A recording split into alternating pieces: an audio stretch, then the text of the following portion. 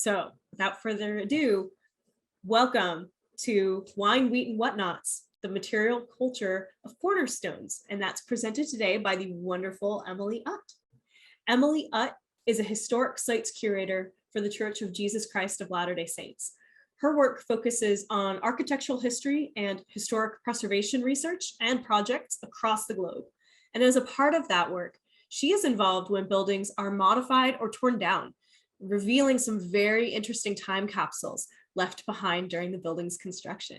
She's here today to tell us about several of those from around the state. So thank you so much, Emily, and welcome. Thank you. It's good to be here. Let me put on my PowerPoint. We can't do it without pictures. We're talking about pretty buildings. So I'm excited to be here today talking about some findings actually from some recent projects that I've been involved in, and some insights that I've had as I've learned more about the history of Utah and more about the places that we have chosen to build over these last 100 years. I chose time capsules because time capsules seem to be having a moment. I read just a couple of months ago in the Washington Post an article by Philip Kennicott about time capsules, just a couple of quotes from him.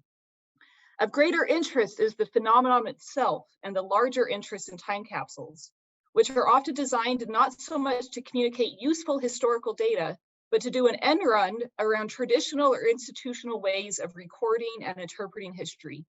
And later on in his article, he says, of course, we have little control over how we will be remembered, which may explain why people go to such extraordinary lengths to shake hands with the future.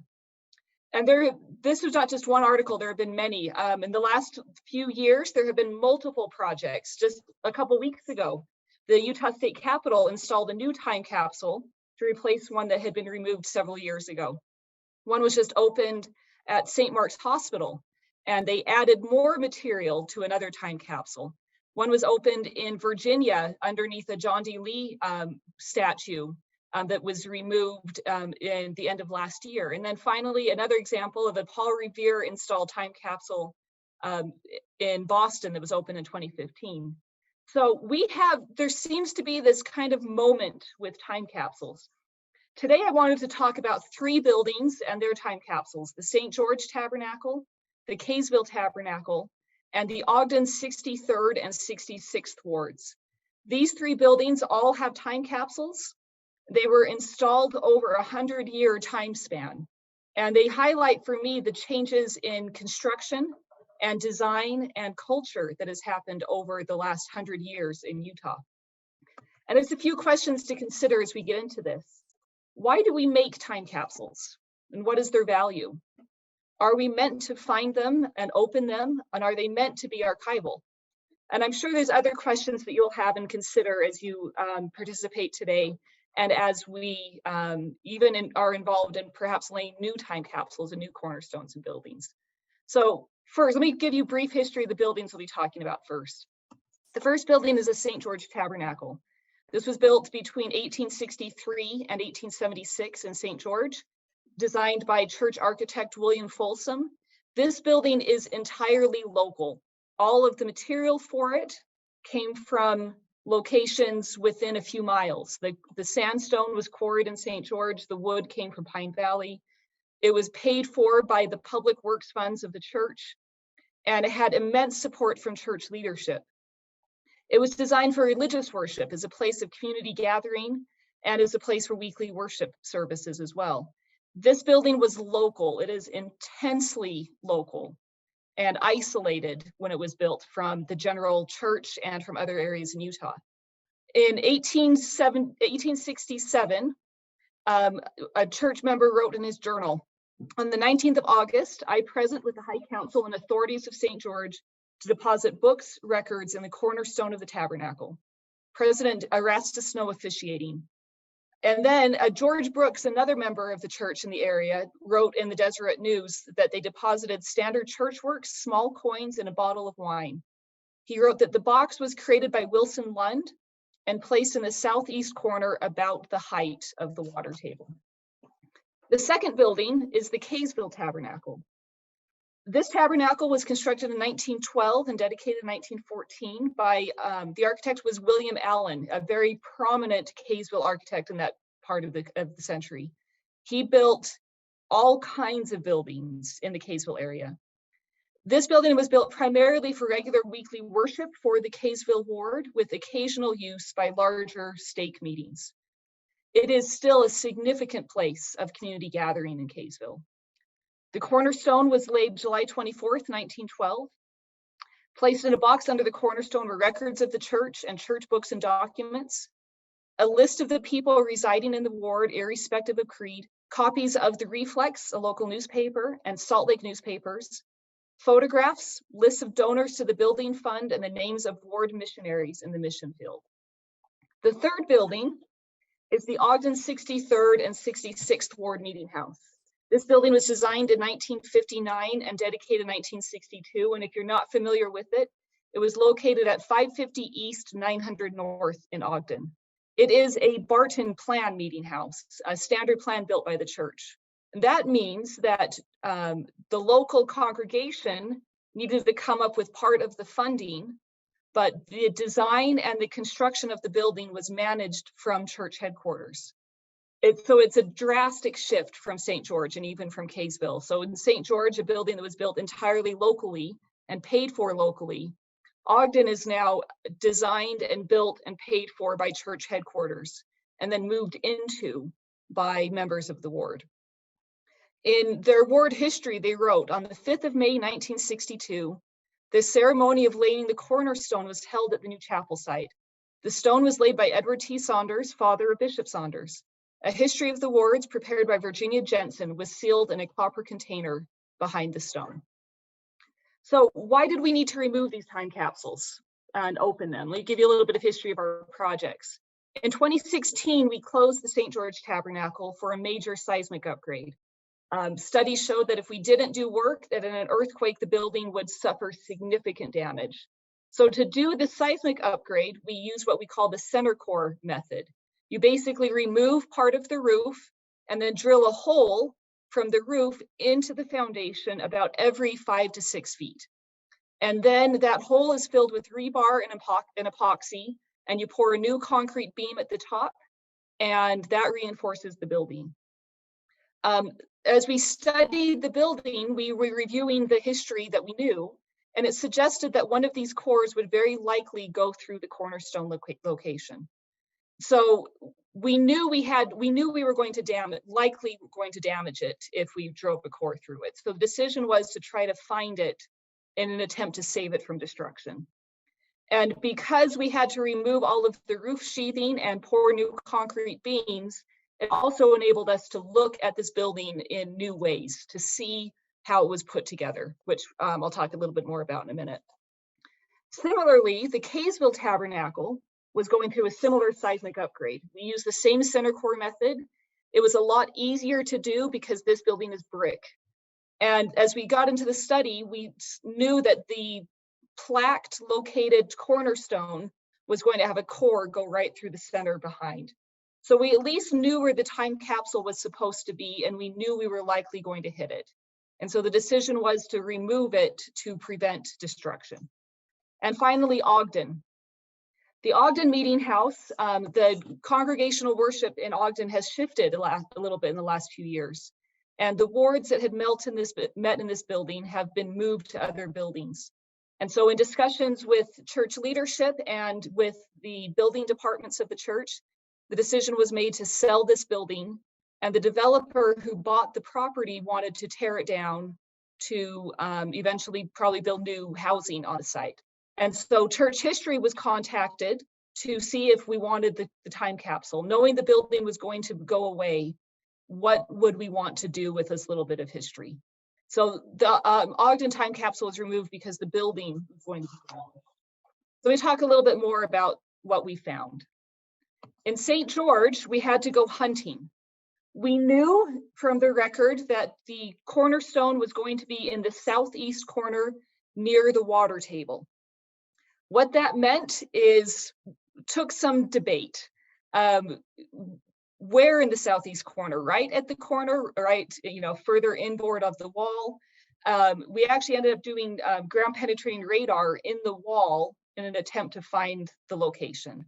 And what we discovered is that the time capsule was basically at the transition from foundation to the top of the basement wall. And it was almost exactly in the southeast corner. So we had to remove a stone, several stones, to get to a stone box behind. Let me show you what we found. We found this beautiful stone box, sandstone, carved by Wilson Lund. It's probably 2 feet by 3 feet, with a beautiful stone lid. The detailing on this, when you look at it, is wonderful. Considering they knew it was going to be buried in a wall, Wilson Lund gave this his very, very best effort. And inside the box, we found a pile of what I can only describe as damaged paper. The contents were wet. And as we pulled the box open, we realized that everything inside was wet. The books in this pile, the image on the right, include a Bible, a Book of Mormon, a Doctrine and Covenants, and a Deseret News. There is mention of a few coins, and we did try to do some metal detecting and couldn't find any evidence of those coins. The most interesting thing for us, however, was a bottle of Dixie wine. St. George was one of the wine missions. Wine was being produced in Tokerville and in Santa Clara in the 1860s. And the sacramental wine produced in St. George became the sacramental wine often used throughout the church. And as far as we know, there are only 2 bottles of Dixie wine still in existence. This one in the Tabernacle and one in the St. George Temple. I've gone looking for the one in the temple and we can't find it. It's still buried somewhere in that wall. And what happened, unfortunately, they put the wine bottle on its side and the cork broke, which means the wine leaked out and vinegared. So by the time we opened this box, we basically had a box full of drunk scriptures. St. George as the wine mission is this really wonderful story. There's this great newspaper account in 1868 of a debate between St. George and Tooele for who had the best wine. Daniel Bonnelly of Santa Clara was getting into a heavy debate with Louis Bertrand and Peter Droubet of Tooele on who would win in this debate. Daniel Bonelli said that our grapes are sweeter, and so that makes better wine, to which the Tooeleites said that means people are going to get drunk faster, and so the Tooele wine is better, and they went back and forth for months without coming to a resolution. Sacramental wine was used fairly regularly in Latter-day Saint worship almost until the start of the 20th century. The last recorded account we have of sacramental wine is about 1906. And as we got into this project at St. George, like I mentioned, we had to open up a few walls to find elements. And so besides the official time capsule, we found other time capsules. These St. George Tabernacle builders were rather keen on leaving their own mark. We found unofficial time capsules during multiple projects. We found signatures. We found initials carved into themes. And I'm just going to highlight 2 of those time capsules that we have found. One was by a stonemason named Charles Walker.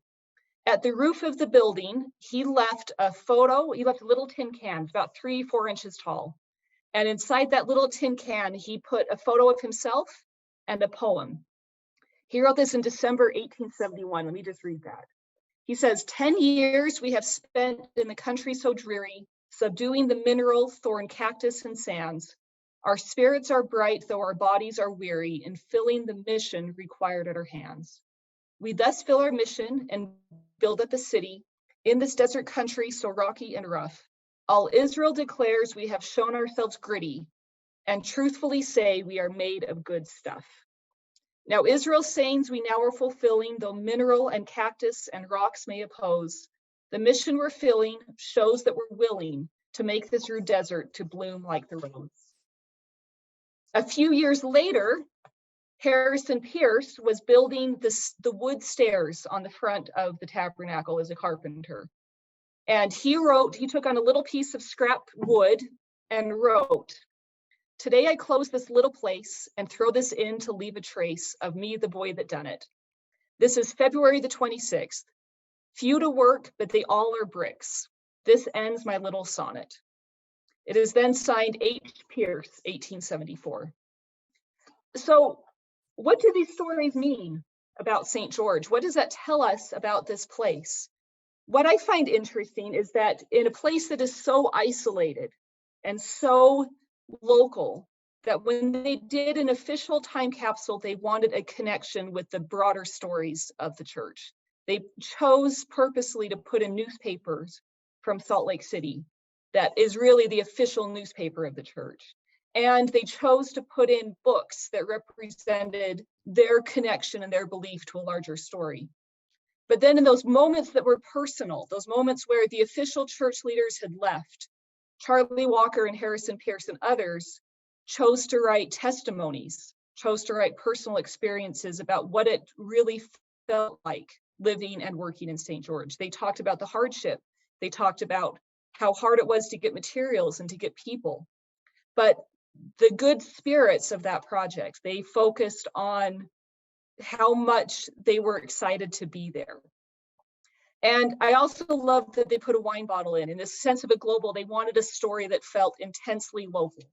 And the story they chose to highlight was wine. And not just any wine, but wine used for their communion, for their sacrament, that was going to connect them as well to their God. So let me jump now up to Kaysville and show you what we found in there. Finding the Kaysville Tabernacle was pretty easy. We knew that they had laid the cornerstone in 1912 and they put a stone up, and the record indicated that the time capsule was underneath that stone. So we removed it, and luckily for us, there was this really great, about 16-inch by 16-inch tin box. And the condition of the material actually was slightly better. So let me describe to you some of the things we found. We found photographs of the bishop and his two counselors. The bishop at the time was Henry Blood. Some of you may know that name as a future governor of Utah. We found newspapers, the Weekly Reflex from Kaysville, as well as all of the Salt Lake City newspapers. We found books, we found ward histories, we found a couple of coins, and for a random reason, I'm not sure why, a little hook and a little nail. Bishop Blood gave a speech as that cornerstone was being laid, and he wrote in a piece of paper that was included inside. The church works placed in this box were not selected for the excellence of the binding. A plain, well-bound book was chosen more with the idea of keeping in the box an edition of the church works that will show the style of printing and binding at vogue at this time, than with the idea of showing high-class work.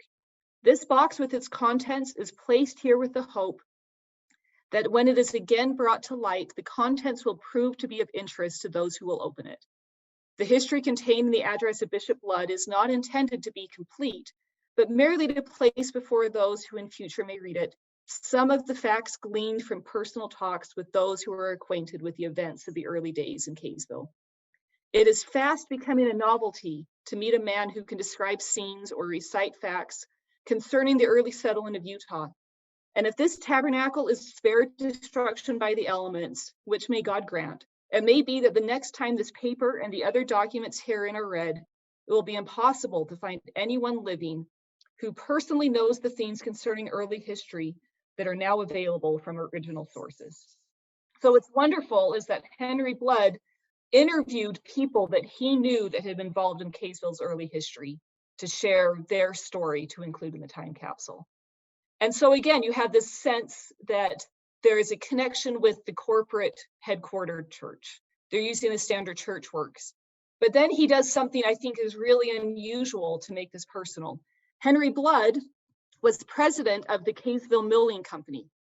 So inside their time capsule, he put the best specimens he could that represented the mill. So we have a specimen of wheat and a specimen of barley. What we found is that the wheat was put in the time capsule and there were weevils or other bugs in the wheat. And the bugs ate through the wheat and started eating the paper. So if you noticed that picture, some of the binding on the books was a little bit damaged. That's because the bugs were trying to eat the leather binding of the books. What I find very interesting, however, is that they did not eat the barley. The bugs died rather than eat barley. And so we have a completely full bag of 1912 barley from Kaysville Mill. And then these samples of what material was going to be available then. So they chose something very, very personal to put in this time capsule, something that represented Kaysville. The Kaysville Milling Company descendants are still in Kaysville. That the Kaysville grain silos on I-15 are one of the most prominent landmarks in the city. And so you have, again, this combination of local and a connection to the larger ideas and ideals of that community. And finally, Ogden. Opening this time capsule was a little unusual. Some of the original participants, when it was laid in 1962, were still alive. And so when we opened it, one of those participants came back and was there with us when the time capsule was opened and was sharing stories that he remembered as a young man from that day. So the time capsule here was just behind the plaque on the front of the building, and it was a copper box. And again, so in 1860s, it's a stone box. In 1910s, it's tin. The 1960s, it's copper. And on this time capsule, it's hard to tell in this picture, but people who were at the ceremony wrote their names on the outside of the copper box. And then on the inside was a whole series of materials. And the April 1962 sacrament meeting, Brother Jensen announced that the ward building was approaching the stage where it be ready for the laying of the cornerstone. He asked that we be thinking of suitable items to be sealed in the box behind the stone. So on May 5th, they held the time capsule ceremony. H. Wayne Jensen described the articles which were to be sealed in the copper box, and then read the summary that was written for the occasion. And then the copper box was then closed and put in the cavity, and the cornerstone was officially laid by Edward Saunders. They said that approximately 100 people were present at this ceremony. An accurate count was not possible due to the moving around of many of the younger children who became restive and difficult to control out of doors. So in their time capsule, they put a history of the ward prepared by the ward historian, a newspaper, a copy of the Ogden Standard Examiner for that day, the church directory, basically a phone book that had the addresses and names of all of the church leaders around the world, and then a copy of the standard plans sent by the church for the construction of their meeting house. But the most interesting thing to me are what I'm calling the whatnots, the homemade memorabilia from this time capsule. The center image is a pen that says, "I gave $1 to the building fund for the Ogden 63rd and 66th wards." And then you have a pot holder, probably made by a member of the ward. We don't know who made it, as well as a corsage, a fake flower corsage that was put in the time capsule. My guess is that these items were items that you would acquire or that were being made for fundraising. So I imagine a member of the ward is making pot holders and selling those to put in their contribution to the construction of their meeting house. So you have this combination again of official items from the corporate church, as well as local items. What I find really interesting about Ogden is that as the headquartered church became more and more involved with construction of meeting houses, the time capsules became more and more personal. In this time capsule, we didn't find a Bible or a Book of Mormon. We found local items, things that mattered to that congregation. So a few things as I kind of wrap up, the things that we have found, things that are similar and things that are different. Like I say, we've opened not only these 3 time capsules, but others in the last few years. And I've been paying attention as well to other stories, other time capsules that are coming out. So time capsules seem to have some similarities. Almost every time capsule I've ever seen will have books in it. We'll have newspapers from the day of the event. It will have photographs of major leaders involved with construction of the building, and they will have coins. Everybody likes to throw in a coin. And then they will have written histories. The buildings highlighted today went from extremely local construction to centrally led construction. And the time capsules seem to have done the inverse. They started local, they started global, sharing common materials available throughout the church, and they became increasingly local. And so I've been pondering, when we are isolated as a people, do we want to be part of something bigger? Do we want a connection? When we are part of a big movement, just a small piece in a big wheel, are we looking for more personal connections? What unites us is a common theme of time capsules, and these commonalities seem to exist across time. The books will shift depending on the religious or secular focus of those put in the time capsule, but these time capsules all seem rooted in that particular day. There's always seems to be an interest in putting newspapers in to show that the day that we're talking about is the day that we really are putting this in. I would be wonderfully confusing to open a time capsule and find a coin that was 300 years older or 50 years newer than the time capsule itself. Then I've also been intrigued by the differences we see in time capsules, that these Cornerstone boxes change over time, that we went from stone to tin to copper. I've even seen a time capsule that was wrapped in aluminum foil. And these change over time because of the availability of materials. St. George, it's going to be hard to get any kind of metal, but they have very skilled stonemasons. What also changes over time is the ability to keep water out of the box. The better the metal, the more water resistant it becomes. But I say this with a caveat. I, in general, would love for time capsules to remain often a relic of our past. They are not great archival repositories. Most times contents come out damaged, buggy, and waterlogged, or other things. Also, I love the local differences, items that point to those specific local cultures. I love that 2 of our time capsules had food in them, which we would also not recommend for time capsules happening today. Time capsules are highlighting local manufacturing, things that are available in those local places. They highlight handmade items. And especially when you get unofficial, informal time capsules, they become the experiences of non-leaders, the stories of those that just tucked a little thing in a hole in the wall, not expecting for it to be ever found. What makes us and our individual communities unique while being part of a larger group seems a common theme for time capsules. At what points are we special, and at what points are we part of a larger story? And I just want to end with a personal experience with time capsules. As we were finishing up the St. George Tabernacle project, we realized we had a nice large hole in the wall where a stone box had been. They had cored the drill bit where it needed to be, and so now there was a smaller space, about a 12 by 12 inch hole. And so as a team at the end of the project, we got together.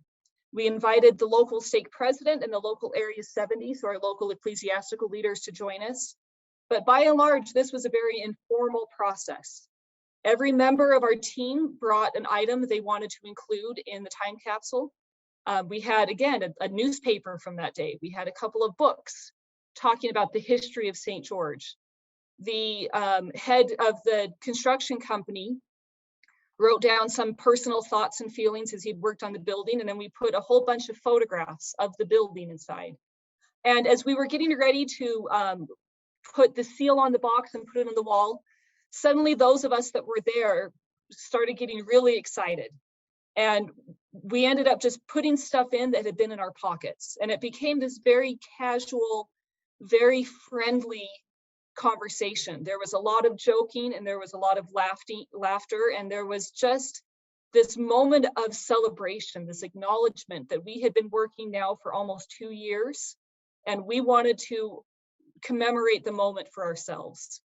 We didn't put anything in our time capsule that has lasting historic value. If the thing gets wet and is destroyed, all of those items are available other places. But it was a lot of fun to participate in a project and reflect really again on that connection we had to the past. That our time capsule in some ways was remembering and honoring the time capsule that had been laid 150 years before, but done in a way that felt appropriate for our site. So I'm hoping as we've talked today that you had some ideas about what you would put in your time capsule, what you would put in your story, and what you would want to share with generations moving forward. whether or not the time capsule was ever opened again, or whether it is just left in the wall for a little bit of mystery as we go forward.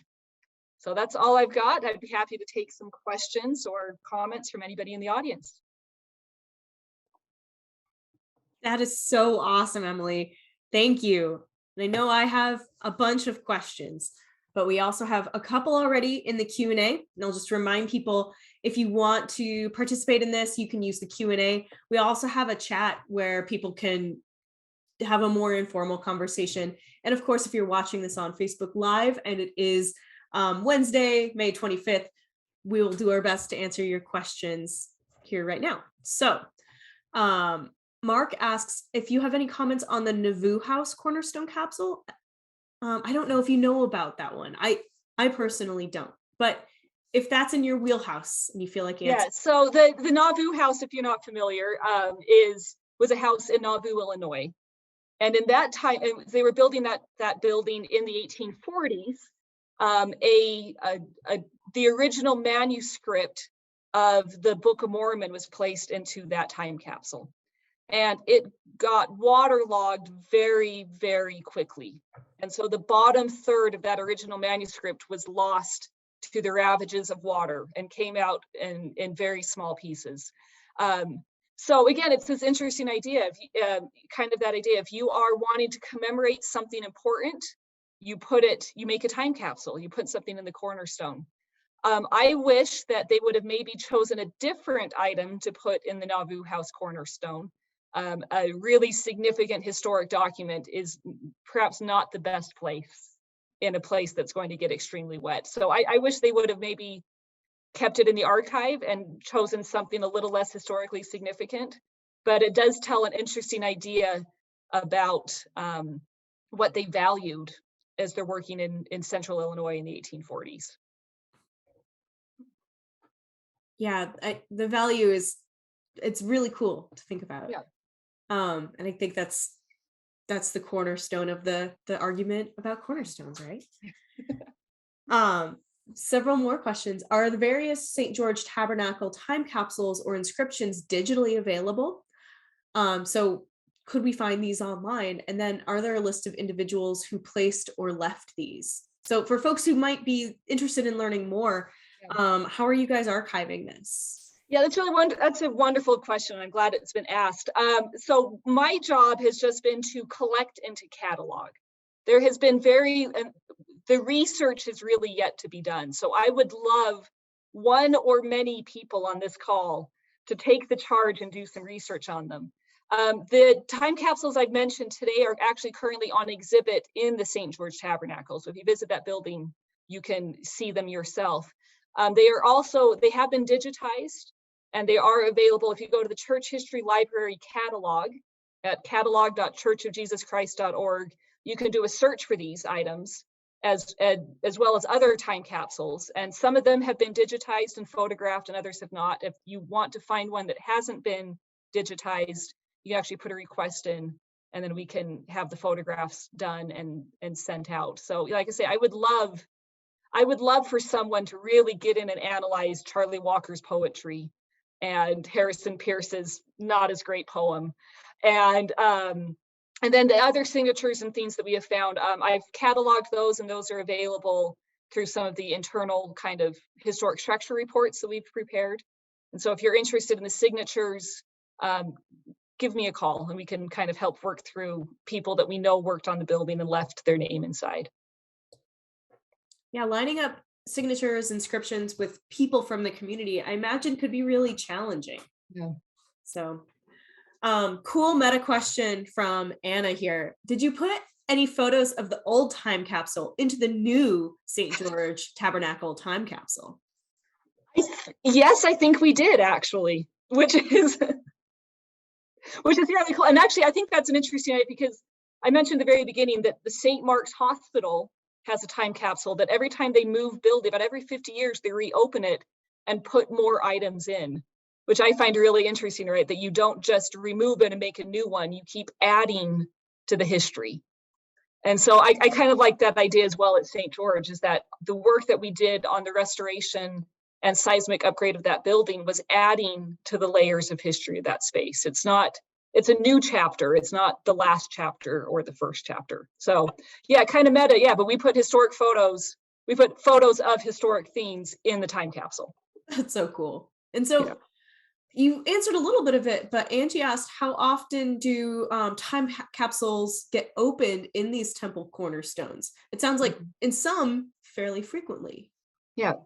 So, so Latter-day Saint buildings often put time capsules in up through about the 1960s. You see them most common in the 19th century. I'd say I see them about a third of the time in the first half of the 20th century. But by about 1965, almost no meeting houses are putting time capsules in. Temples, on the other hand, all new Latter-day Saint temples still put time capsules in their buildings. The only time capsules I'm aware of on temples that have been opened in the last few decades have been the one at the Salt Lake Temple. There was a time capsule in the foundation that was opened in the early 90s, about 1992, and then time capsule at the Capstone that was opened in 2020. But generally, I generally don't like opening. I kind of like the mystery of not knowing what's in the time capsule. I like to not know, is it in good shape? Is it in bad shape? So my kind of personal take is I like to only open time capsules if the building is being renovated in a way that could potentially impact the time capsule. A few of the temple time capsules that haven't been opened were put in locations that we'd actually almost have to demolish a good chunk of the building to get to it. And that's not worth it to me. I'd rather leave the building intact and have the mystery of a time capsule than pull out items that are kind of commemorative in nature. I don't often do this, but I do have a question of my own, and it's kind of related. So this the official record time capsules that are in Cornerstones, and we know where they are generally, versus folks who, like those two guys in St. George, made their own and squirreled them away. Where it seems like going to get a pretty biased record of the frequencies of these two kinds of capsules. Are people told when they're renovating things, like, be on the lookout for this? Do people just report this as they come up? Do people know what they're even looking for, what they might find if they hammer into a wall and a tin can pops out with a poem in it? Yeah, so that's a really great question. We strongly urge construction workers today to not leave stuff in the walls. As tempting as it is. So I know it's ironic, right? So new construction, we really discourage the placement of time capsules. But what we've learned, again, the older the building, at least in my experience in preservation, the more likely we are to find things in the walls. So especially as we're working on these 19th century buildings, one thing that I've tried to do is actually write into the specifications what to do if you find things. And so when the tin can specifically was found at St. George Tabernacle, we had a process in place that if something was found, they know what to do with it. So in that particular instance, they found it, they took a photograph of it before they removed it.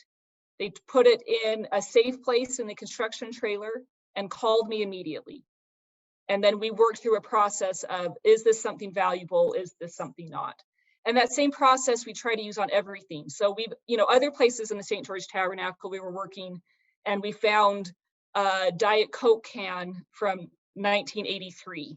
And they called me to say, do you want this? And so I looked at it and weighed, the significance, the kind of cultural impact, all of that, and said, St. George, the significant themes really are those 19th century ideas. So as cool as a Diet Coke can is from the 80s, I don't care as much, and it's not worth keeping and cataloging in the same way as in 1870s. Now, if this was a 1970s building and we found a Diet Coke can from 1974, absolutely we would be saving that Diet Coke can. Interesting. Okay, cool.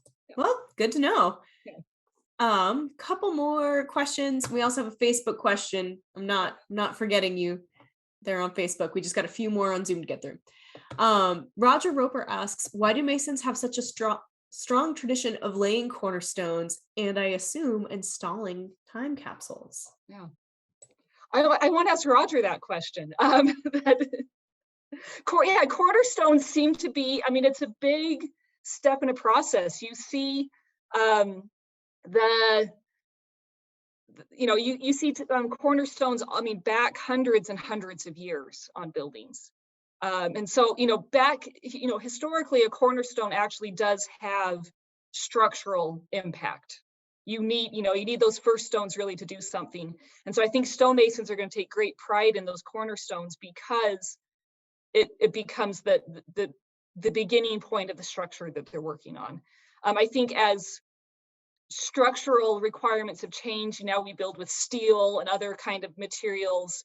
You don't need a stone box in the same way that you did historically. And I think that stonemasons and carpenters are leaving stuff in walls because they can. I talked to stonemasons today that they like to leave quarters in mortar beds, it's just tradition.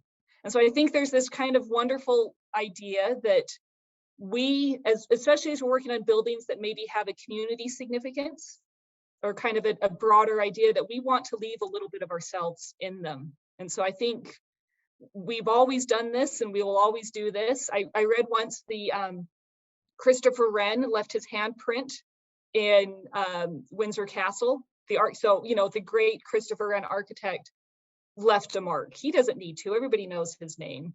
And if he's leaving a handprint, why shouldn't Charlie Walker write a poem and stick it in the wall of St. George Tabernacle? It was a good poem. It was a good poem. Yeah. That needs to be said. That was a pretty good poem. He probably had a few drafts of that in his house beforehand, before leaving that. I'll also mention what's interesting. Charlie also was a speaker at the official capstone ceremony. And he read a poem at the official ceremony. And then I think the next day he's like, no, I want to have a minute. And so he wrote another poem and just did it personally. So Charlie is one that somebody needs to do some major work on Charlie Walker. He is a fascinating character. Yeah. Yeah, very cool. Are time capsules only an American or European idea, or do we find time capsules in other places around the world? Do you know? I don't know. I would love to know if there are time capsules in Asia or in the Pacific. That would be wonderful. If anybody wants to find that out, let me know. Yeah, now I'm curious too. Because those time capsules are really cool, and they're speaking to sort of the same cultural tradition, right? Like, we get the time capsule, we understand it. So how does that concept translate into different cultures and different time periods? Yeah, it's very much a kind of a Western European American kind of, at least the ones that I've noticed. But again, I haven't gone looking for time capsules in Brazil, so I want to now. And I need to go to Machu Picchu and see if there's a cornerstone. I don't know. Well, yeah, exactly. But like, is this in other buildings? And would we recognize it if we found it, or would it be so foreign that, as archaeologists, whenever we find something we don't know, we're like, oh, it's religious significance, it's ceremonial. Would it be something like that? Yeah. Will the rebuilt Salt Lake City temple have a new time capsule placed in it? Do you know? I don't know. Like I say, the original time capsule, there was one that was the original from the 1850s, was opened in 1992. I don't know if I honestly don't know. And I'd wonder, what would we put in it? That'd be, yeah. I mean, it would be getting intensely personal, right? Yeah. Yeah. And this is from Facebook. So thank you very much, Carly, on Facebook. Was there a time capsule in the Provo Tabernacle, the one that is now the Provo City Center Temple? There was not a time capsule in the Provo Tabernacle. We couldn't find anything in the archival records, and really those walls, those brick walls, were a little too thin for a box. However, we did find a few unofficial time capsules, a few signatures on pieces of wood and things like that. But yeah, the new, when they built it, when it became the temple, they did put a time capsule in as part of the temple dedication process. But no, the Provo Tabernacle did not have a time capsule in it. At least, kind of wish it had. It would have been fun to find. Yeah. yeah, at least officially. I mean, At I least guess we'll officially, find yeah. out. So there's, again, a few signatures and then a few, I'd actually call them more lost items, things falling out of people's pockets as they're in meetings, found, in the crawl space and in the floorboards, but nothing official in Provo. Yeah, I love that stuff too. Yeah. In the Salt Lake Temple capstone, Kate says she remembers reading a news piece that said there was a picture of Joseph Smith in that Salt Lake City Temple capstone. Do you know what happened to that picture? Yeah, so the Salt Lake Temple capstone had books, photographs of Joseph Smith and other church leaders, and a copper plate that had the engraved on it the names of church leaders. When they installed it, somebody, in an attempt to be helpful, filled the entire ball with concrete. And so when it was open in 2020, all of the concrete, as it cures, all of that water went nicely into the books and the paper. And so and when we opened it, it was actually mush. Like it was still wet, and it's those things. And so the photographs, it was actually a stack of cabinet cards that fused together, and we cannot get them apart. They're destroyed. And so based on the fact that they're cabinet cards, our best guess right now is that it was probably a lithograph of Joseph Smith that was put into that time capsule. So the other items in that time capsule, it almost looks to us like they went down to Deseret Book and got the leather-bound series off the shelf and put that in the time capsule. So from what we could tell, there was nothing of real historical value in that. It's the collection of items together. So yes, the supposed photograph of Joseph Smith, it had turned to mush, but our best guess is that it wasn't an unknown photo. What made that one really interesting and personal, however, were the 400 coins. So remember, people were climbing the scaffolding and emptying their pockets. And so we found 400 coins embedded in the concrete, and about 15 of the coins had inscriptions on them. And we're working right now to identify the people who had coins inscribed. So that's going to be a fun little adventure to find out who they were and try to track down their stories. And did they write down why they chose to climb the scaffolding and leave something inside the capstone? It's cool. I mean, I think the answer is obvious. Like, you'd be dropping something in the capstone. Because it's cool. It's cool. I mean, I would do it because it's cool. Yeah. Yeah, it's cool. Who among us hasn't pressed their hands into wet asphalt or wet concrete and then run away before someone could erase it? And I think that's really wonderful about time, is that I look at these, you see the material culture that these people are leaving behind, and it feels very familiar to me. I made pot holders in activities when I was a kid, and I would absolutely throw a quarter into a time capsule. We're not that different, even though, time has changed. Yeah. We have another question. The time capsule that you refilled recently that gets checked out every so often, would you or do you typically divulge what you put in those time capsules? We had so that one I was referencing was the one refilled at the St. Mark's Hospital. So I just read that in the news and went, that's interesting. The new St. George Tabernacle time capsule, I think I had a picture of it in the presentation, the one we filled in 2018, a couple of books, some photographs, a newspaper. I think when our project manager ended up throwing a $5 bill in because that's all he had in his pocket.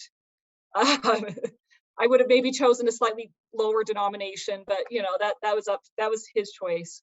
So yeah, generally I'd say if you're going to do a time capsule, make sure you have a list somewhere that's not in the time capsule, a complete list of all of the contents that's stored in an archival kind of place.